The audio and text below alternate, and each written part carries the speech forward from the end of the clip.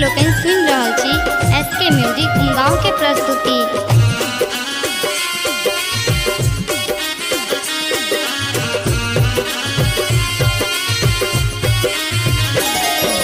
भादव मासक पावन ई जोड़िया ऐथिन चौठी चान है।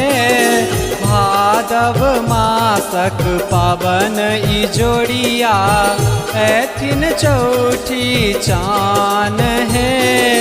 सब परिवार बाट निहारब चौठी दीनक चान के।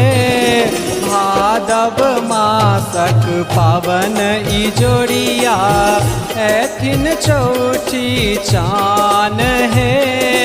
भादव मासक पावन ई जोड़िया ऐथिन चौठी चान है।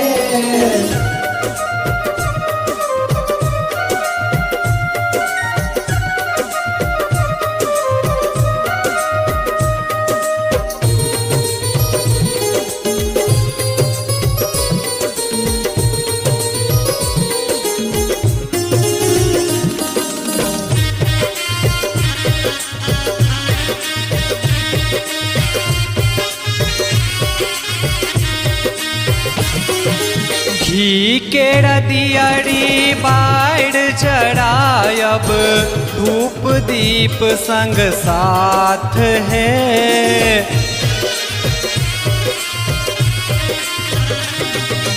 घी के रदियरी बाढ़ चढ़ायब धूप दीप संग साथ है। धूप दीप संग साथ जरायब धूप दीप संग साथ है।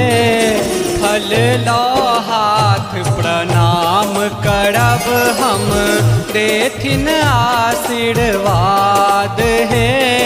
भादव मासक पावन ई जोड़िया ऐथिन चौठी चान है।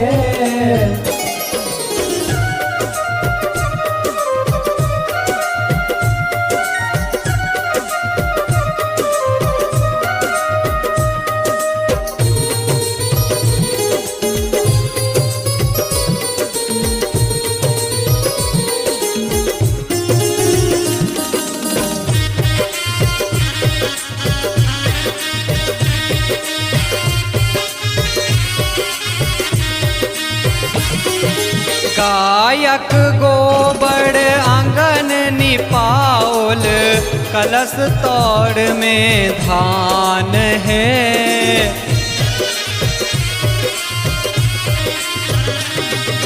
गायक गोबर आंगन निपाओल कलश तौर में धान है। कलश तौर में धान सुनू न कलश तौर में धान है। खीर पूड़ी ले मारड़ सजाओल भोग लगे थिन नाथ है। भादव मासक पावन ई जोड़िया ऐथिन चौठी चान है।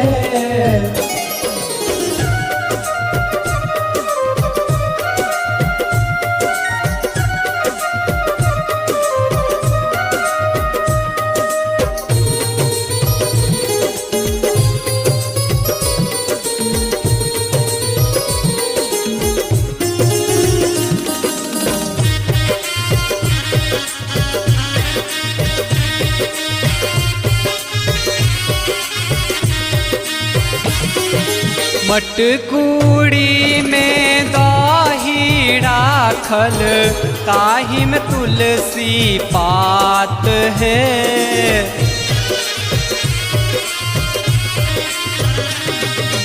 मटकूड़ी में दही राखल ताही में तुलसी पात है। ताही में तुलसी पात है। ताही में तुलसी पात है। हाथ हाथ में फल लो दर्शन पायब चंद्रदेव के आई है।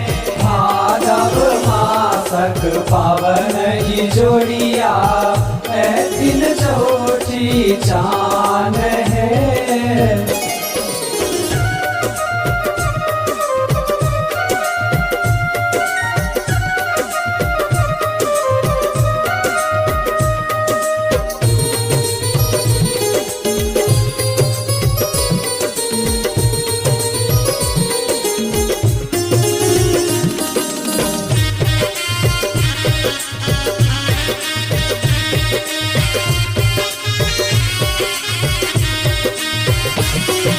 मिथ्या कलंक सँ दूरे राखब कहे है पिया है।